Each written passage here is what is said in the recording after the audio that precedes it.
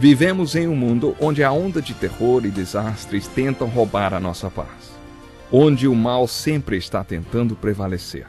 Mas vemos pela palavra de Deus desde o Antigo Testamento que o cuidado de Deus para com aqueles que o temem e o buscam é muito real e permanente. Fique atento a mais um programa Encontro com a Palavra.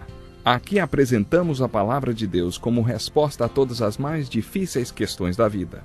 Agora com você, Pastor Edson Bruno.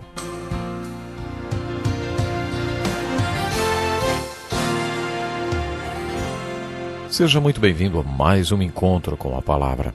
Se essa é a primeira vez que você ouve o nosso programa, boas-vindas especiais para você. Este é um programa de estudo de todos os livros da Bíblia, traduzido para várias línguas e transmitido para várias partes do mundo. Estamos estudando a Epístola de Tiago no Novo Testamento e já chegamos ao capítulo 4, que é a parte mais prática desta carta. Neste capítulo, Tiago escreveu: Pecadores, limpem as mãos, e vocês que têm a mente dividida, purifiquem o coração. Tiago, mais uma vez, concorda com a mensagem de Jesus. Isso acontece várias vezes em sua carta. Jesus falou: Bem-aventurados os puros de coração. Quando Tiago escreveu: Purifiquem o coração, ele estava falando a mesma coisa que Jesus disse quando falou que os puros de coração são bem-aventurados. A palavra grega usada por Tiago e por Jesus para puro e purificar significa cortar fora. O conceito é de literalmente cortar fora de nossos corações qualquer coisa que não deveria estar lá. No Salmo 86, versículo 11, o salmista orou assim: Ensina-me o teu caminho, Senhor, para que eu ande na tua verdade. Dá-me um coração inteiramente fiel. É a mesma exortação que Tiago dá. Vocês que têm a mente dividida, purifiquem o coração, ele diz. Em outras palavras, não sejam instáveis por causa de uma mente dividida. Purifiquem seus corações e tenham uma mente firme. Não sejam instáveis por causa de uma mente dividida. Purifiquem seus corações. Tal pessoa tem a mente dividida e é instável em tudo que faz. Humilhem-se diante do Senhor e Ele os exaltará. No final do capítulo, lemos assim: Ouçam agora vocês que dizem: Hoje ou amanhã iremos para esta ou aquela cidade. Passaremos um ano ali. Faremos negócios e ganharemos dinheiro. Como você sabe o que vai acontecer amanhã? Afinal de contas, do que consiste sua vida? Ela é como fumaça que, com o sopro, passa. Então, tudo que você diz deveria ser precedido de: se Deus quiser, estaremos vivos e faremos isso ou aquilo. Não podemos ser orgulhosos e planejar nosso futuro com tanta confiança. Esse tipo de orgulho é errado. Tenho certeza que você concorda comigo. Deixe-me apenas lembrá-lo que quem sabe que deve fazer o bem e não o faz, comete pecado. Tiago, Pedro e João eram muito pé no chão, muito práticos, vamos dizer. Você se lembra como foi o encontro de alguns apóstolos com Jesus relatado no primeiro capítulo do Evangelho de João? Eles eram discípulos de João Batista, que lhes dissera que deveriam seguir a Jesus. E eles fizeram exatamente isso. Jesus ia passando e eles o seguiram. Foi então que Jesus se virou e perguntou: O que vocês querem? Eles responderam com outra pergunta: Rabi, onde estás hospedado?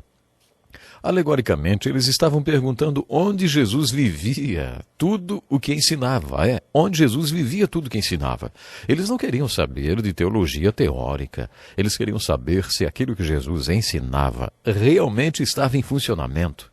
Jesus respondeu: Venham e verão. Lemos que eles foram, viram onde Jesus vivia. Aqueles homens eram muito práticos e preocupados como viver a vida. Eles estavam interessados na aplicação do ensinamento de Jesus. No capítulo 4 desta carta, percebemos que Tiago desencorajou planos de longo prazo. Isso é particularmente interessante para mim, porque eu sempre lutei com essa questão. Como pastor, já passei pela experiência da liderança da igreja olhar para mim buscando uma visão, uma estratégia, um plano.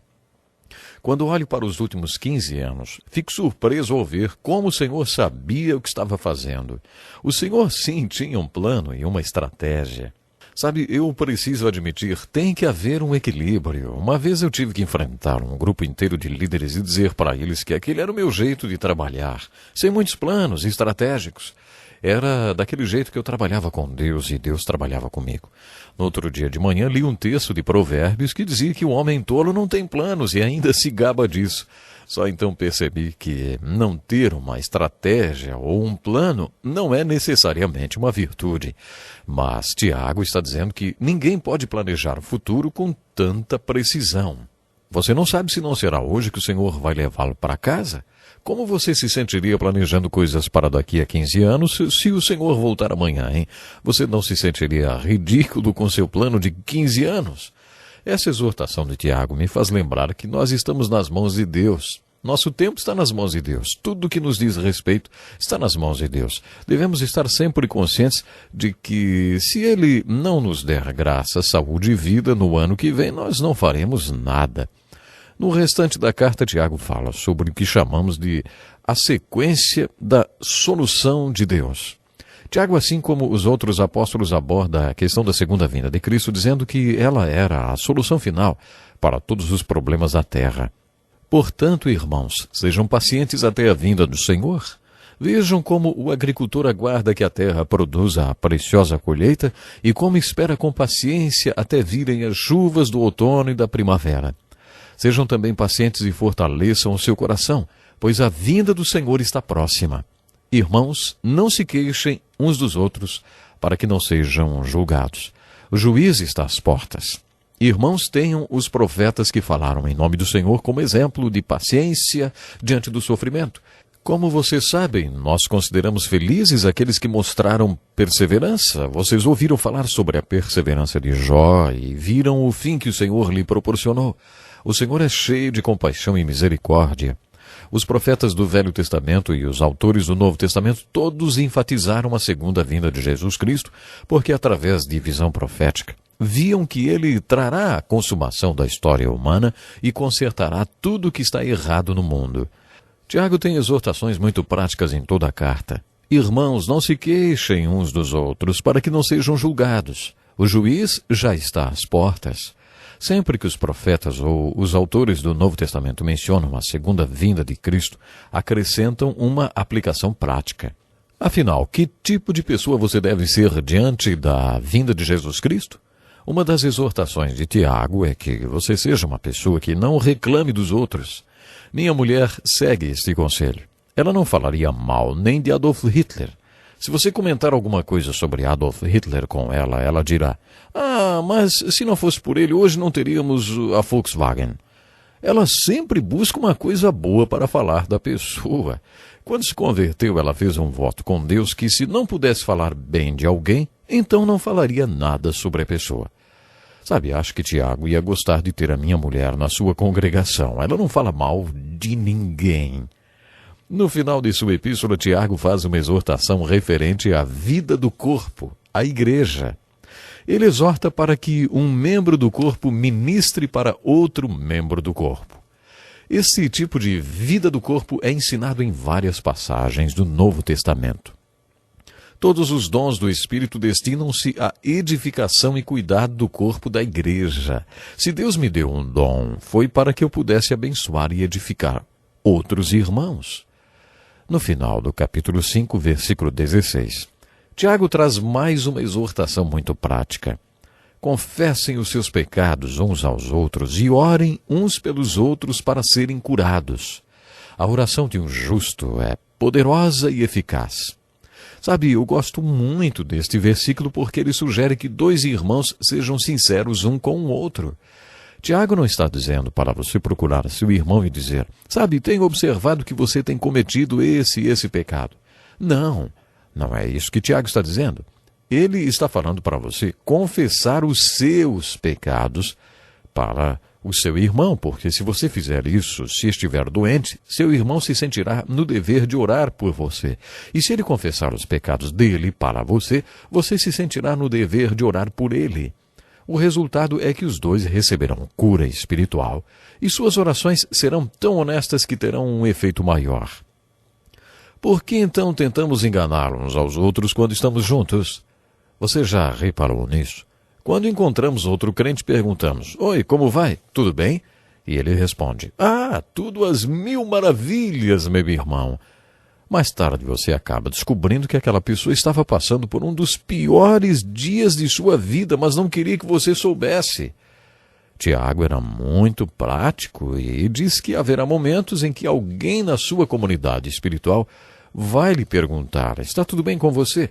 Se você confiar nela, sabendo que ela não vai espalhar para toda a igreja o que você contou, então você deve compartilhar com ela como você se sente e como estão as coisas com você. Essa pessoa se sentirá tocada ao orar por você. Tenho feito isso e às vezes as pessoas ficam assustadas porque acham que pastores não passam por problemas, mas acabam orando por mim. E isso é o que vale. Tiago está nos exortando a tirarmos nossas máscaras. Não precisamos tentar parecer uma coisa que realmente não somos. No último capítulo, Tiago falou sobre cura e que ela deve acontecer enquanto o corpo de Cristo está reunido.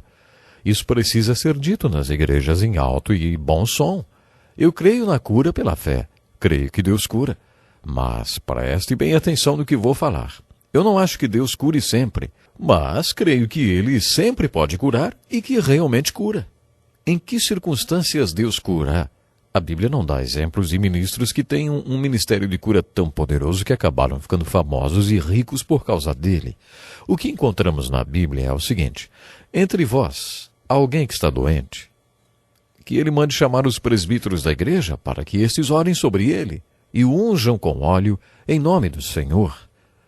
A pessoa que está doente deve ter fé suficiente para chamar os presbíteros ou líderes da igreja, que também devem ter fé suficiente quando forem chamados. A orientação é para que, quando chegarem, coloquem as mãos sobre a pessoa doente e a unjam com óleo. De acordo com Tiago, não é o óleo que cura a pessoa, mas a oração da fé. É interessante observar que a palavra óleo é a mesma usada para óleo medicinal. Portanto, poderíamos dizer: apliquem os remédios e orem. Tiago continua dizendo que se a pessoa doente tiver cometido pecado, seus pecados devem ser confessados e ela deve crer que foi perdoada. Às vezes, a culpa de pecados não confessados é parte muito crítica da doença.